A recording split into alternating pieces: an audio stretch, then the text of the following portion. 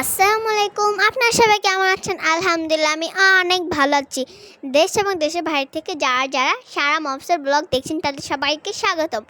Guys, আজকে রান্না করা হয়েছে ঝাল মুরগির রেসিপিটা আপনারা দেখতে থাকুন।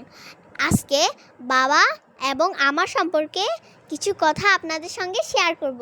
গাইস, বাবা আমাকে প্রায় সময় বলে, এই খাচ্ছ না কেন, এই ঘুমাচ্ছ না কেন, এই পড়তে বসছো না কেন।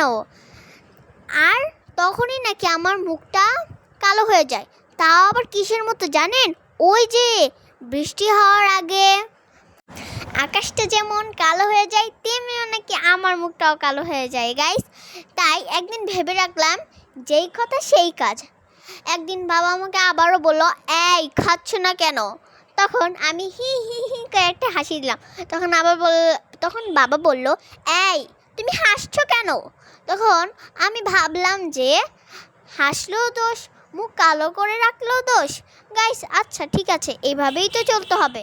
আপনাদের কার কার সাথে এগুলি হয় অবশ্যই কিন্তু জানাবেন।